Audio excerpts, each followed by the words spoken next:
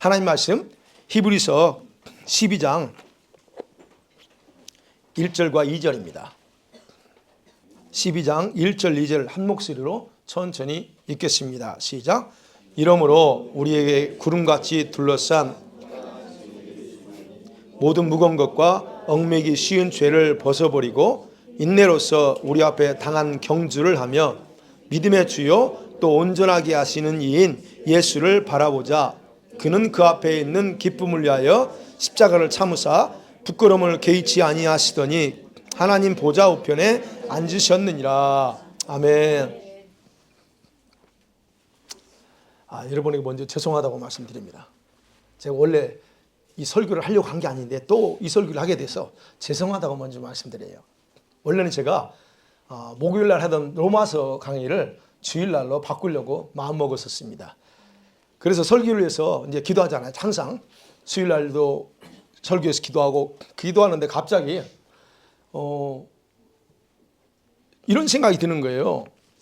우리 성도들이 인생이 하나님 앞에서 어떻게 살아야 가장 복된 삶일까라는 생각이 문득 기도하는데 떠오르는 거예요.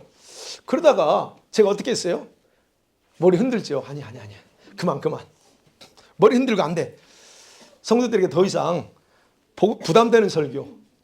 제가 볼 땐 여러분이 굉장히 주일 설교가 부담되는 설교예요. 안 그래요? 부담되는 그런 설교라. 그래서 이제는 그만해야 되겠다라고 하면서 이제 기도를 했습니다. 그랬는데 기도하는데 갑자기 제 마음에 쑥 올라오는 게 있었어요. 어떤 내용이냐면 일반적인 성도들이 듣기 원하는 축복 설교, 평안 설교, 위로 설교, 성공하는 거, 이런 위로받는 이런 설교 내용들은 교회가 아니어도 유튜브를 통해서 보는 사람은 보고 여러 군데서 다 들을 수 있다. 근데 교회에서만이라도 하나님의 자연인 우리가 어떻게 세상을 살아가야 되는지에 대해서 들어야 된다. 그럼 무엇을 위해서 인생을 투자하면서 살아야 되는지에 대해서 교회에서 듣지 않으면 들을 수 있는 곳은 없다. 이게 불쑥 제 마음에 쏙 올라오는 거예요. 그래서 그러면서 제가 기도하면서 그러면 우리 성도들이 인생이 천국에 갔을 때 하나님께 최고가 되는 방법은 뭘까? 우리가 다 하나님 앞에 설 거 아니에요. 그럼 그분 앞에 섰을 때 최고의 모습을 서는 게 좋지 않겠어요? 그렇게 생각하면서 기도할 때에 이거였습니다. 그렇다면 주님께서 각자에게 주신 사명을 완성하는 것이 최고의 그런 방법이겠구나라는 생각이 들었습니다. 그러면서 저한테 성경의 몇 구절이 떠올랐어요. 그건 다른 게 아니고 우리 인생의 삶에 대해서 우리 인생을 뭐라고 바울이 표현한 겁니다. 우리 인생은 달리기 선수와 같다. 운동장에서 뛰는 선수와 같다라고 하는 그런 비유의 말씀이 저한테 몇 가지 떠올랐었습니다. 그러면서 이제 그 말이 떠오르니까 어떻게 이제 머릿속 돌아가는 거죠. 여러분 넓은 축구 경기장이나 아니면 여러 경기장에서 열심히 뛰는 선수들의 모습을 본 적 있을 겁니다. 그죠? 그들은 사실은 축구 경기를 하든 무슨 경기를 하든 부상을 당할 수도 있고 잘못하면 퇴장을 당할 수도 있고 경고 먹을 수도 있지만 그들은 분명한 목적을 가지고 그 경기에 임하면서 최선을 다한다는 거죠. 그죠? 그런 경기. 우리가 만일에 축구라고 생각한다면 축구가 국가 간의 경기 칠 수도 있고 아니면 주별로 여기도 할 수 있죠. 그렇다고 하면 그 경기를 보는 여러분은 그 선수들을 보면서 어떤 마음을 가나요? 그 선수가 예를 우리나라 국가를 대표하는 선수들이라면 어떤 마음을 응원하겠어요? 무조건 이기를 원하는 마음으로 응원하겠죠. 그죠? 그러면서 그 경기를 보면서 내가 뛰지 않으면서 마치 내가 거기서 뛰는 것처럼 열광하고, 그죠? 그런 것처럼 그런 마음으로 응원하고 승리하면 어떻습니까? 내가 이긴 것처럼 기분이 좋습니다. 그렇죠? 왜 그럴까요? 지난주 20일 날 목요일이었나요? 20일이? 목요일 날 게임이 있었죠. 하키, 겨울 여기 캐나다의 겨울 경기가 뭡니까? 그것이 하키잖아요. 하키가 미국하고 캐나다가 결승전 붙었습니다. 어떻게 됐을까요? 이겼어요. 캐나다가. 3대 1을 여기서 그 뉴스페이퍼를 봤어요. 그거 보면 제가 속으로 뭐라고 하는 줄 아세요? 아이 잘 이겼다. 이런 생각이 들었어요. 왜냐면 그 지금 관세 문제로 서로 막 이렇게 안 좋잖아요. 근데 어쨌든 캐나다가 이겼으니까 좋죠. 제가 왜 이런 생각을 했을까 하는 거예요. 나와 상관없어요. 뭐 캐나다가 지든 이기든 상관없는데 저는 좋았어요. 왜?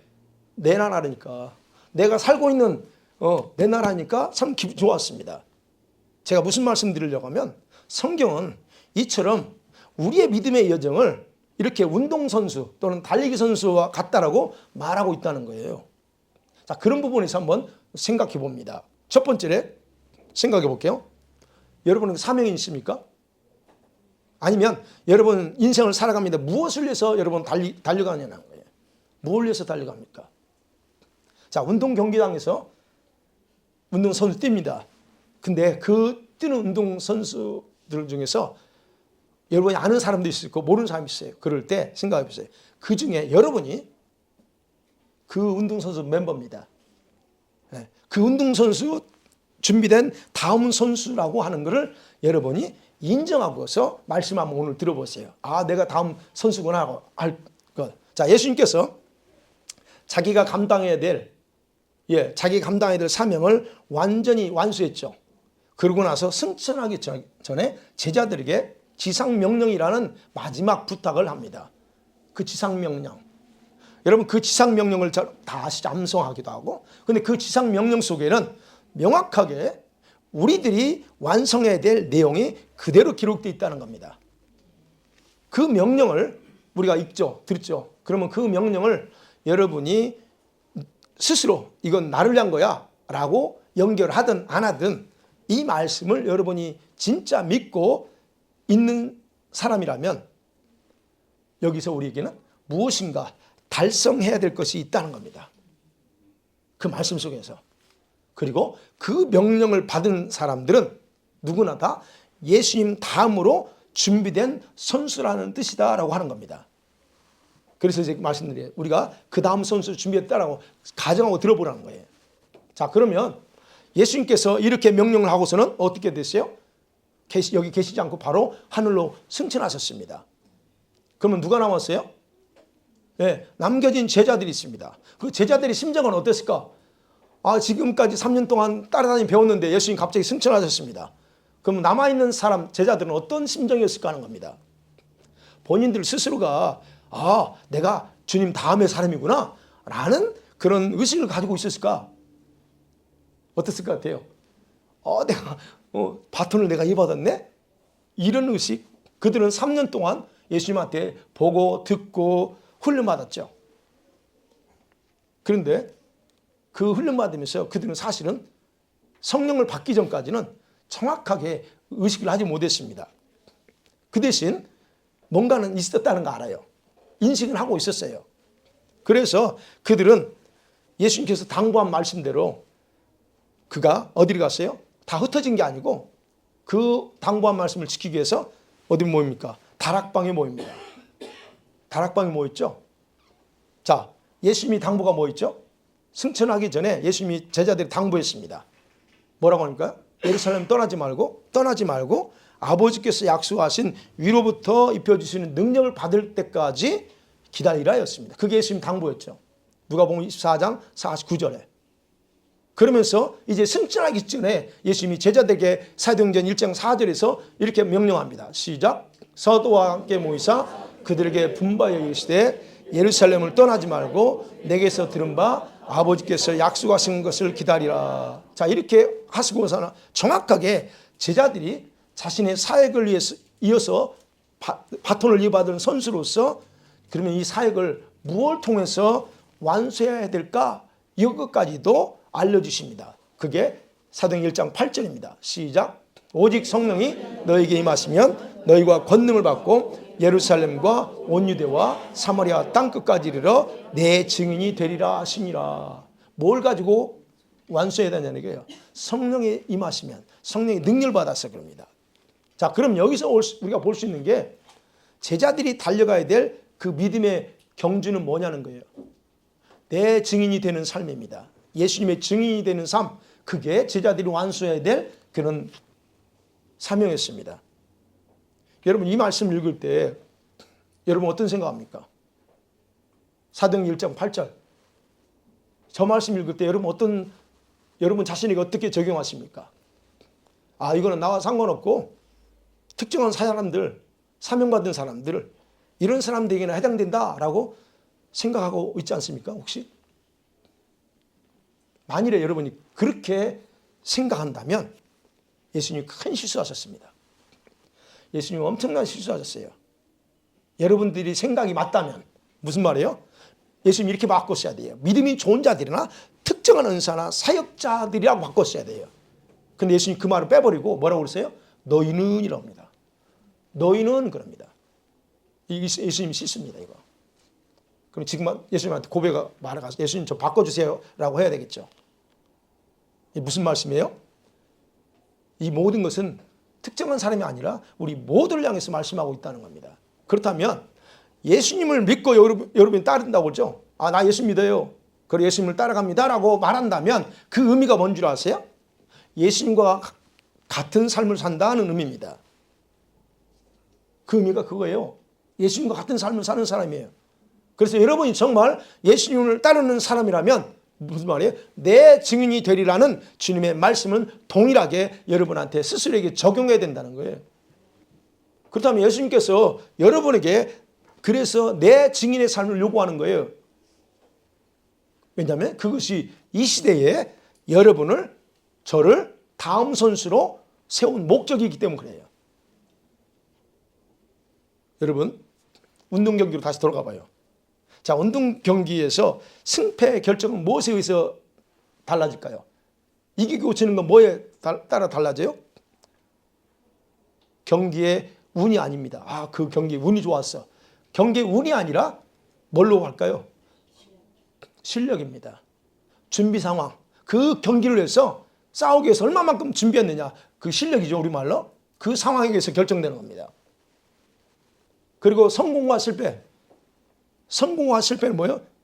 여러분 내가 성공할 거야 실패하는 거 이건 여러분 이기고자 하는 의지만으로 가능한 건 아니에요. 우리가 반드시 이겨야 된다. 의지 좋죠. 필요합니다. 왜요? 모든 사람이 같은 의지를 가지고 있어요. 나도 이겨야 돼. 상대팀도 이기겠다는 의지가 있어요.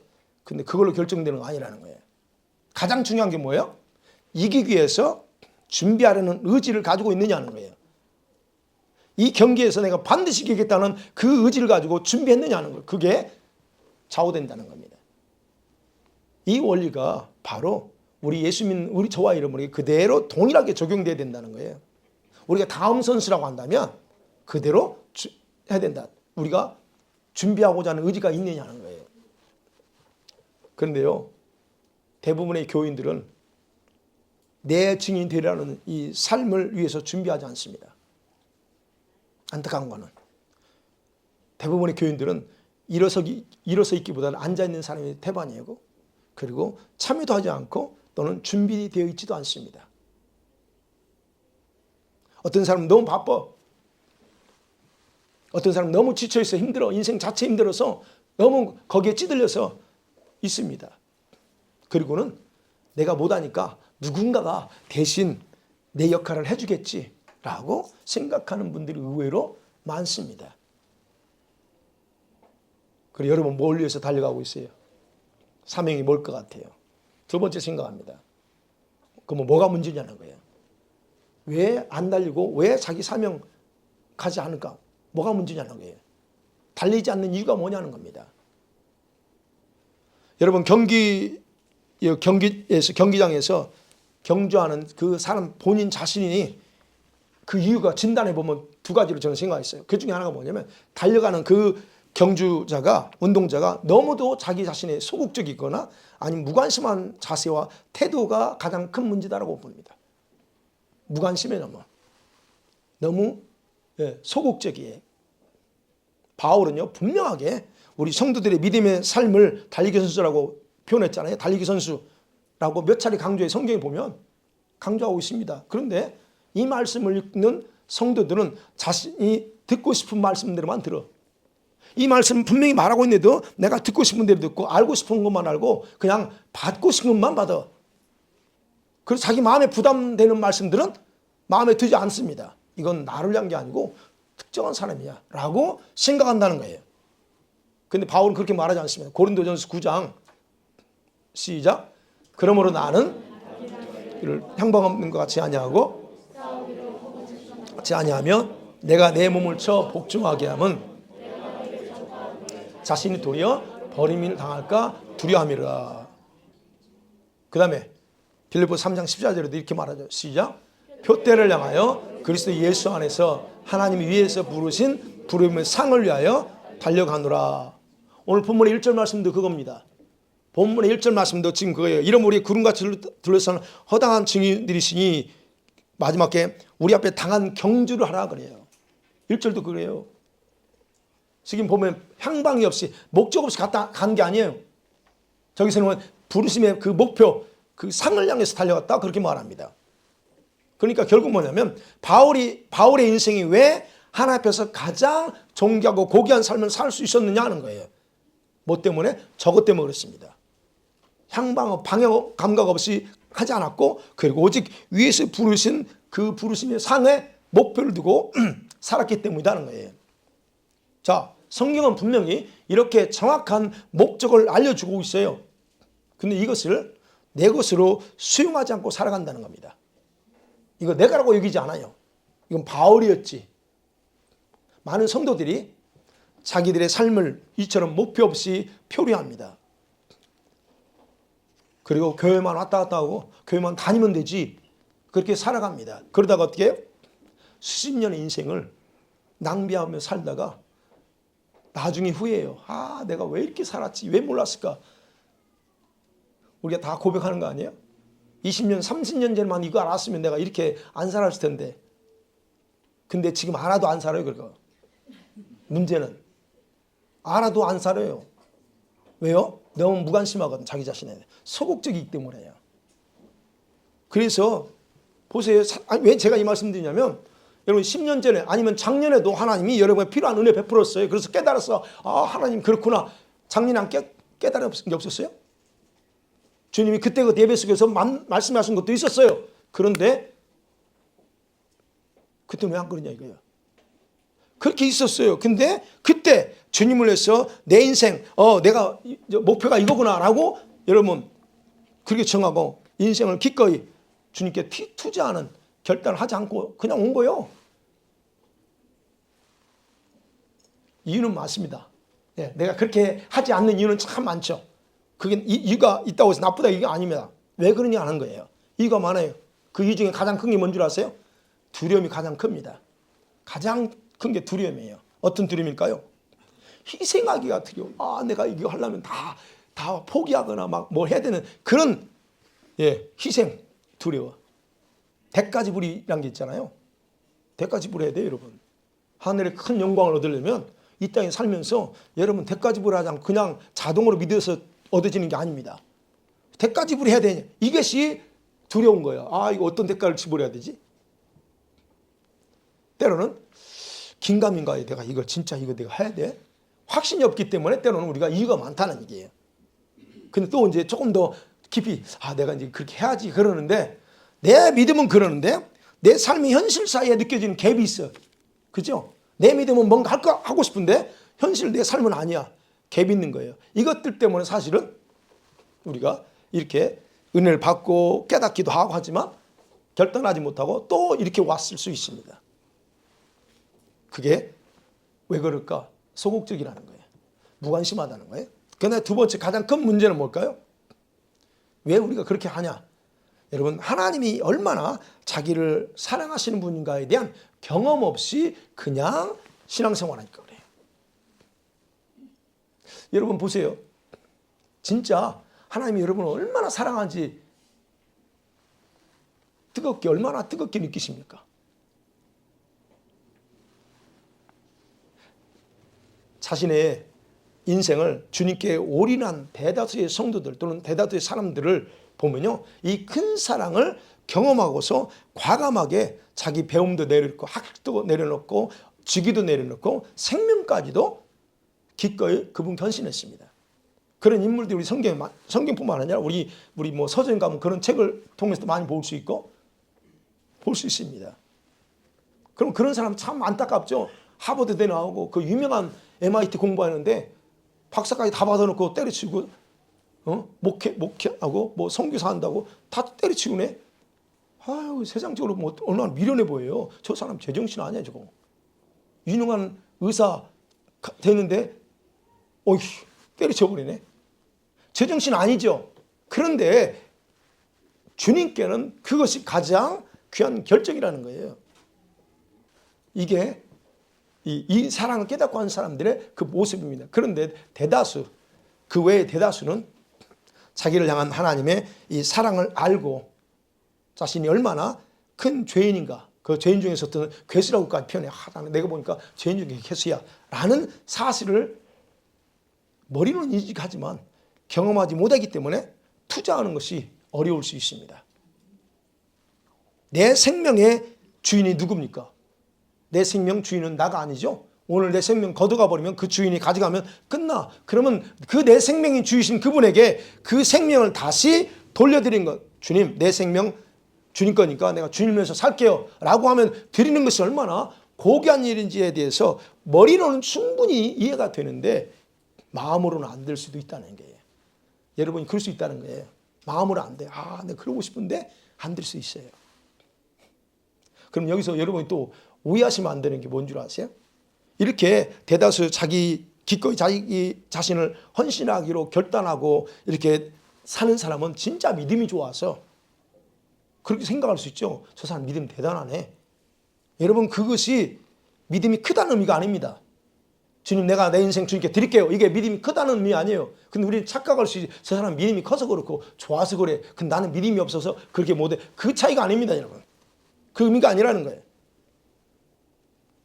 자신의 짧은 인생의 방향을 주님의 나라의 확장과 하나님의 목적에 맞췄다는 거예요. 그것이 귀하다는 겁니다. 물론 결단했어. 그렇지만 살다 보면 넘어질 수 있고 이런 과정은 있어. 그러나 중요한 결단하고 자신을 투자했다는 게 중요하다는 겁니다. 그럼 보세요.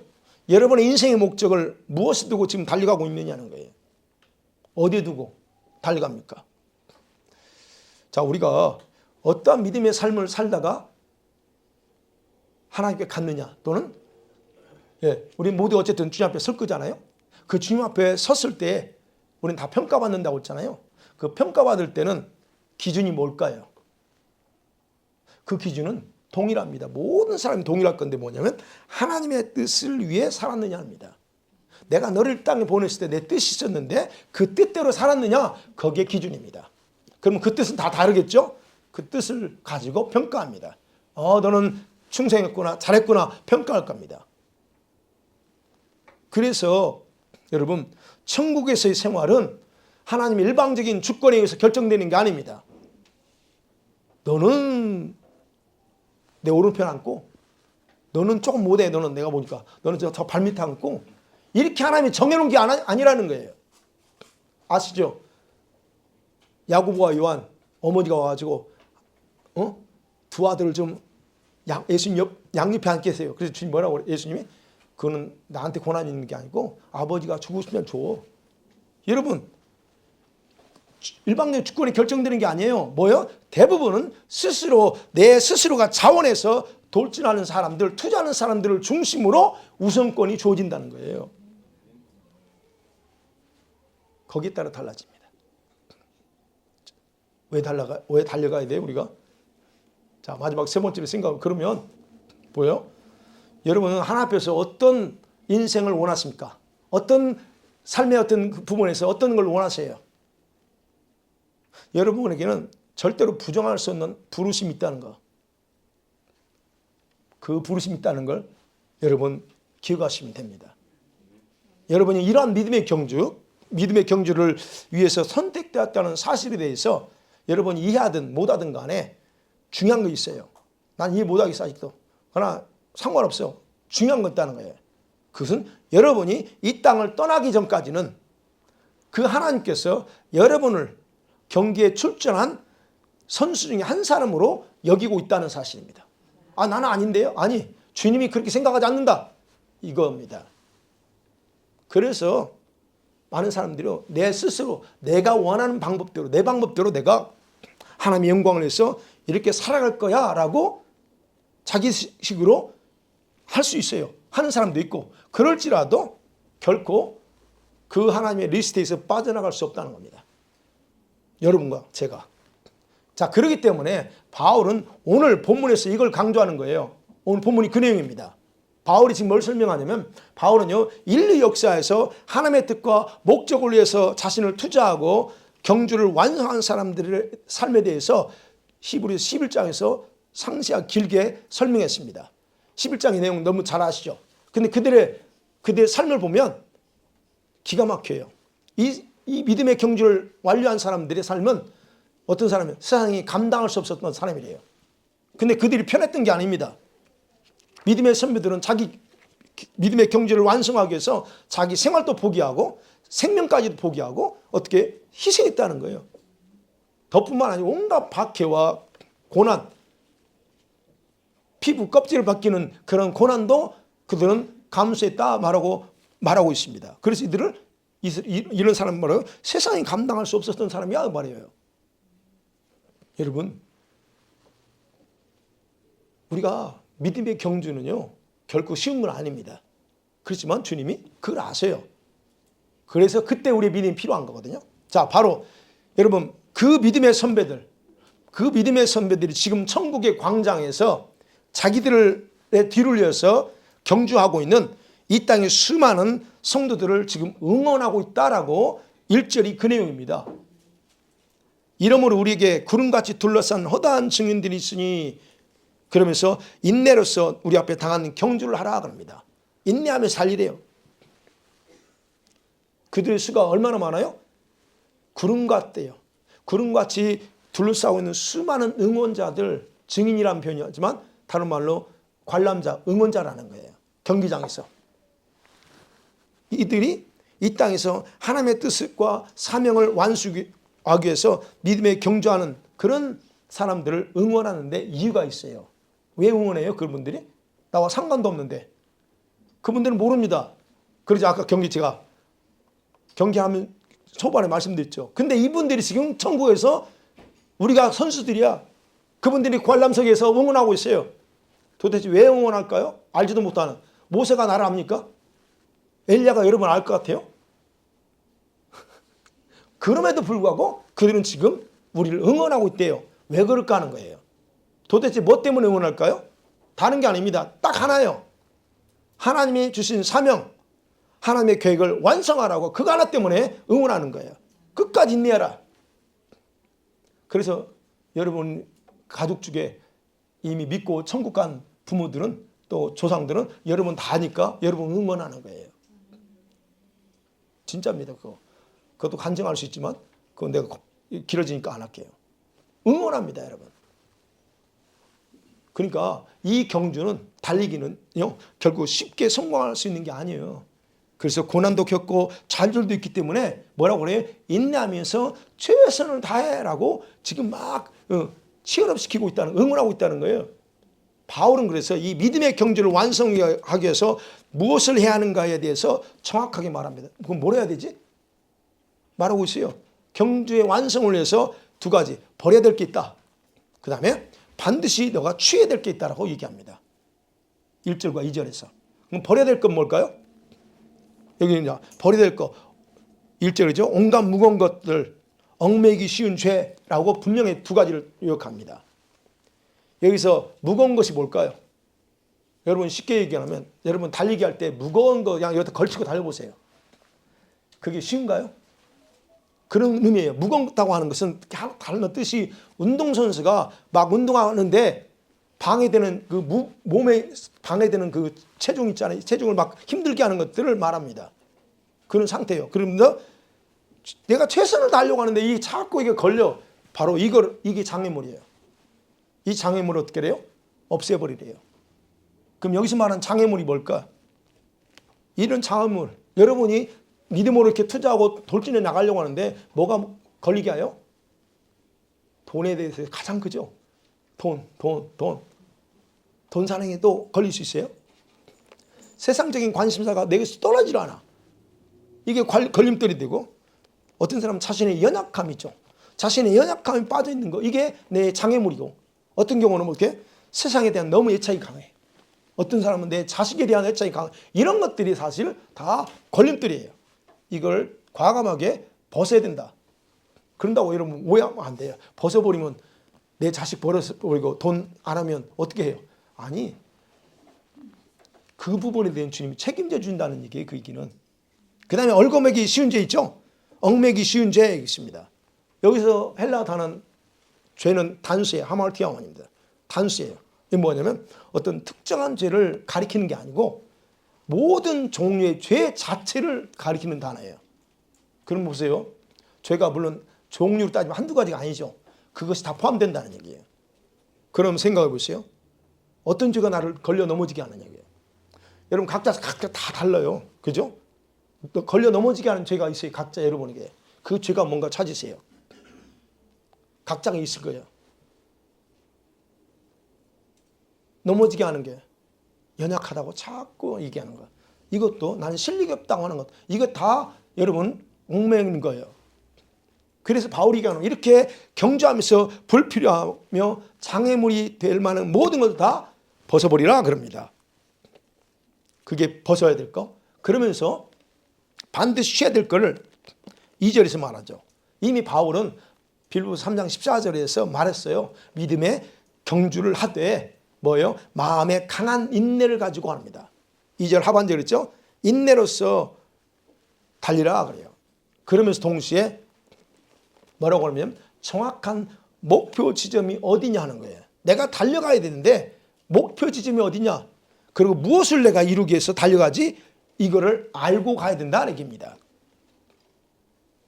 왜냐하면 우리가 아는 것처럼 여러분이 달려가는 목표 지점이 없으면 어떻게 돼요?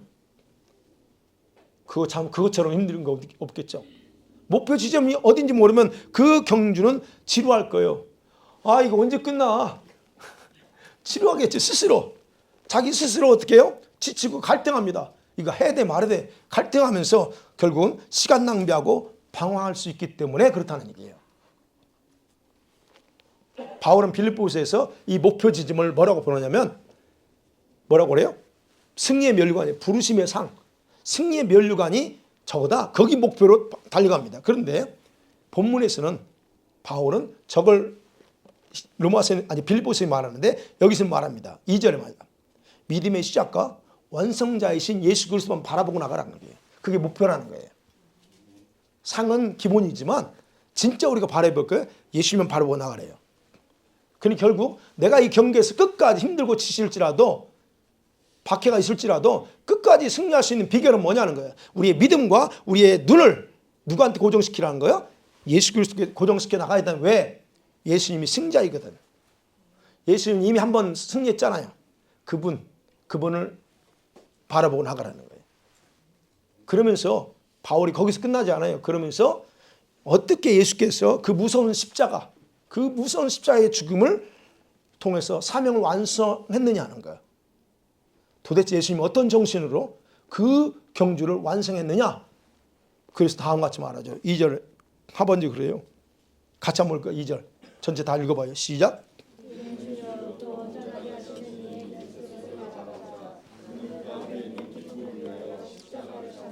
부끄러움을 개의치 아니하시더니 하나님 보좌 우편에 앉으셨느니라. 예수님이 어떤 정신으로 달렸어요?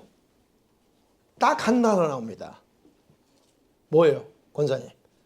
딱 한 단어. 박 권사님 쳐다보고 얘기하고 있어요 지금. 그 한 단어입니다. 기쁨입니다. 예수님이 뭘 보고 달려갔어요? 그는 그 앞에 있는 기쁨을 위해서 그럽니다. 다른 거 안 봤어요. 그 기쁨 하나 가지고 봤어요. 그럼 그 기쁨이 뭘까요? 예수님이 도대체 어떤 기쁨을 보고 달려간 거예요? 예? 그게요. 예수님은 자기 앞에 놓이는 기쁨, 그 기쁨만 생각하면서 십자가 고통, 기쁨을 보니까 뭐 고통 같은 참아. 사람들이 멸시합니다. 그럼에도 그게 개의치 않았대요. 기쁨이 뭐냐는 거예요. 상상의 벽을 상상할. 뭔 거예요? 자기를 통해서 수많은 영혼들이 아버지께 돌아올 때에 아버지가 그것을 보고 기뻐하는 그 아버지 모습, 아버지가 얼마나 기뻐할까? 그 기뻐하는 그 모습을 주님은 그것이 기쁨이야. 그 바라보고 생각하는 그 자체만 해도 자기는 기쁨이야. 바로 그걸 보고 주님은 참았다는 거예요. 여러분, 하나님께서 기뻐하실 일을 자기의 기쁨으로 삼았다는 거예요. 그리고 기꺼이 자신의 생명을 투자하는 정신, 여러분 이게 대단히 중요합니다. 여러분과 제가 왜 살아야 돼요? 왜 어떤 목표를 두고 가야 돼요? 이 모습을 보고 기뻐할 분이 계세요. 그걸 생각하면 예수님이 그랬던 거예요. 야, 예수님이 그렇게 살았죠. 그 결과 예수님이 얻으신 것이 뭐예요? 예수님이 얻으신 거 2절 하반절에 하나님 보좌 우편에 앉습니다. 오해하지 마세요. 당연히 예수님이니까 하나님 보좌지. 아니요, 그렇게 말하지 않습니다. 성경은 아버지가 보좌 우편에 그래서 앉혔다 그래요. 사랑하는 성도 말씀 맺어보죠. 여러분이 하나님 앞에서 최고의 인생이 되게 하는 방법이 뭘 것 같아요? 어떻게 사는 게 내 인생이 하나님 앞에 최고의 인생이 될까? 어떤 것 같습니까? 여러분은 기억하셔야 돼요. 여러분은 예수님의 신부로서 끝내야 될 사명이 있다는 겁니다. 예수님의 신부로서 해버린 마무리해야 될 사명이 있는데 그 사명을 완수하기 위해서 다음 주자로, 다음 선수로 선택되었다는 거 기억하시기 바랍니다. 내가 그 중 한 사람이구나 기억하셔야 돼요. 하나님께서요, 예수님의 신부가 될 여러분에게 어떤 삶을 기대하실까? 나에게 주님이 어떤 삶을 기대할까? 그 생각해 본 적 있어요? 없다면 오늘부터 생각해 보세요. 예수님이 나를 신부로 생각하는데 도대체 그렇다면 예수님이 나에게 어떤 삶을 원하지? 생각해 보세요. 그리고 사세요. 흰옷 입었으니까 그냥 자동으로 되는 거 착각하지 마세요. 그거 착각입니다. 자동이 아닙니다. 이렇게 입혀주셨는데 주님이 어떤 삶을 살기 원할까? 생각해 봐야 돼요. 주님 오실 날이 얼마 남지 않았어요. 지금. 그럼 이때에 지금부터라도 그래요. 지금부터라도 그것을 생각하면서 믿음의 목표를 정하고 달려가라는 겁니다. 뭐에 목표를 두고 가라는 거예요. 목적이 있어야지. 달려가라는 거. 여러분의 생활 중요합니다. 저희 생활도 다 중요합니다. 그런데 여러분 생활이 직장이든 뭐든 간에 하나님 나라의 확장과 뜻을 완성하기 위해서 결단하고 투자라는 거예요.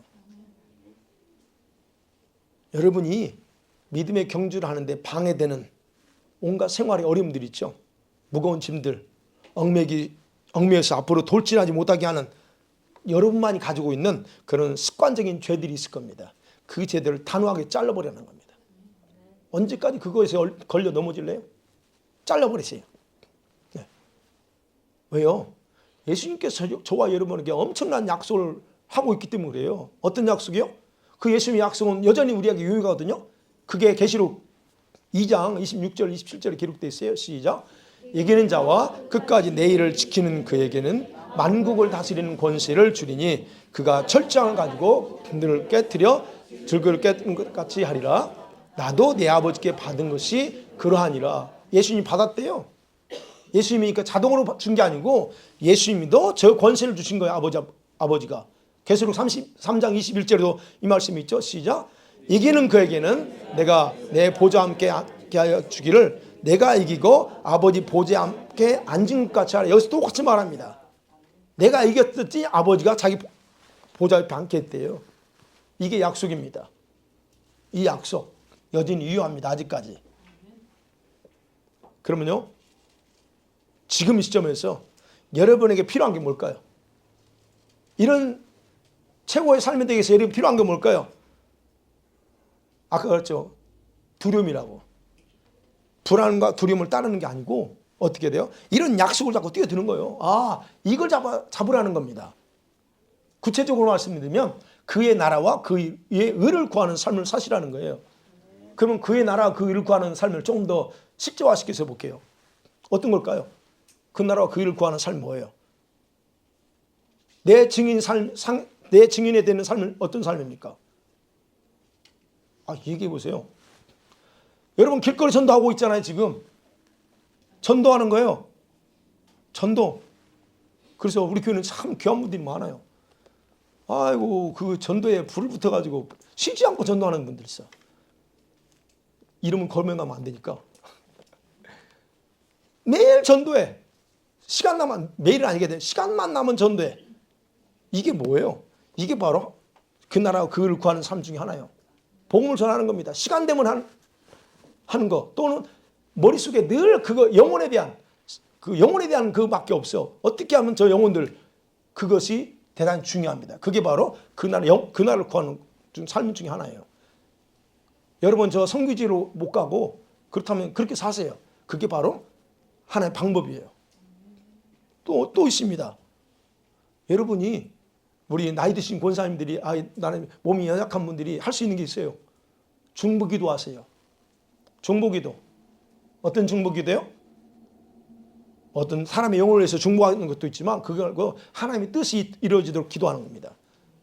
중요한 게 그거예요. 하나님의 뜻이 이 땅에 이루어지게 해주세요. 하나님의 뜻이 우리 삶 밴쿠버에 있는 교회들이 하나님의 뜻이 있는데 그 뜻이 이루어지기로 밴쿠버에서 하나님의 뜻이 이루어지기로 아니면 교회를 통해서 이루고자 하는 뜻 중보기도 하세요. 이런 중보 기도만 해도 주님 굉장히 좋아하시고 그게 하나 나를 구하는 거예요. 또 있죠 더. 오늘처럼 그냥 선교에 자신을 투자하시는 거예요. 내가 선교사로서의 삶을 살겠다. 투자하는 겁니다. 주님 내가 이렇게 살게요.